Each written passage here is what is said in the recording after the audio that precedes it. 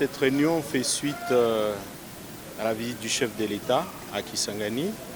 où il se pose un problème sérieux d'électrification de la ville de Kisangani avec la défection de la centrale hydroélectrique de Chopo. Et nous avons conféré sur la possibilité de financer effectivement ce barrage pour que la population de Kisangani puisse avoir de l'électricité normalement. Nous avons les assurances de l'accompagnement du patron de la justice, principalement à partir de fonds Frivao. Dans le cadre de l'indemnisation, il y a une partie qui va pouvoir aider la population de Kisangani qui a besoin du courant. Alors, nous partons sur 120 millions de dollars, mais qui ne proviendront pas simplement de Frivao, mais il y a également la possibilité de mettre en place de PPP qui pourront permettre qu'il y ait l'apport des uns et des autres pour nous permettre d'avoir l'électricité aussi bien pour Chopo 1 et Chopo 2. Mais nous avons les assurances du ministre de la Justice pour avoir déjà une première tranche de 50 millions qui permettront de faire les travaux essentiels. On ne va plus parler des discours, mais nous allons de manière concrète et des dispositions ont été prises pour que la SNEL présente un chronogramme concret qui détermine les différentes étapes que nous allons franchir pour arriver à avoir l'électrification. Entre-temps, une commission est mise en place pour regarder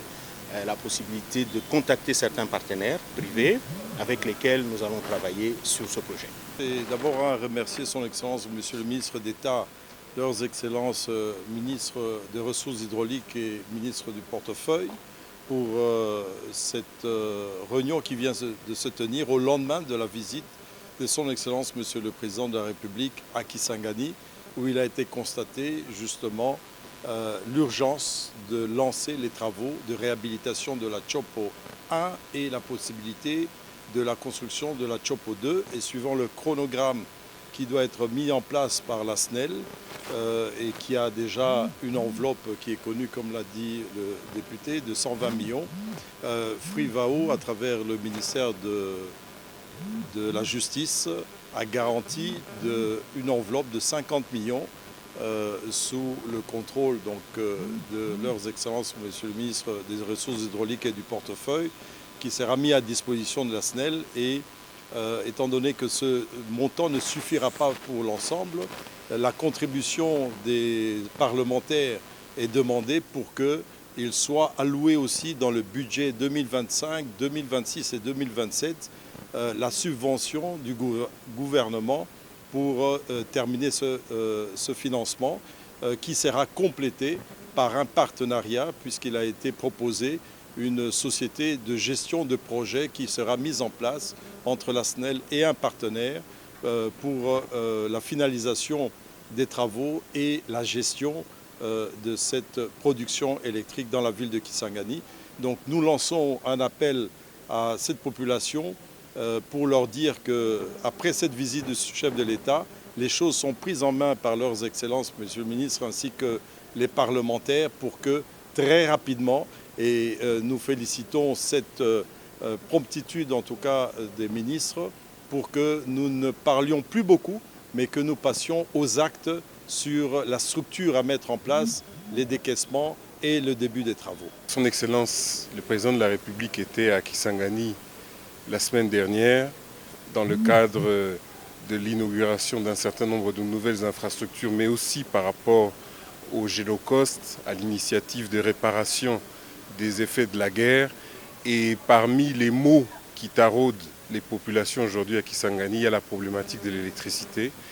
Les infrastructures qui existent aujourd'hui sont vieilles, elles ont plus de 70 ans. Et il est temps de renouveler, de remoderniser tout, en partant du barrage, mais aussi du réseau, et puis en regardant aussi de façon très pragmatique comment, dans les mois qui viennent, avec les moyens qui sont mis à disposition, on peut satisfaire les demandes les plus basiques, c'est-à-dire une électricité continue, moins de délestage et un bien-être amélioré. Et donc, comme leurs excellences l'ont dit et comme les caucus des honorables députés de la province l'a dit, tous les efforts sont réunis à présent pour que nous allions vers les résultats, pour que dans 3 mois, dans 6 mois, on voit la différence concrètement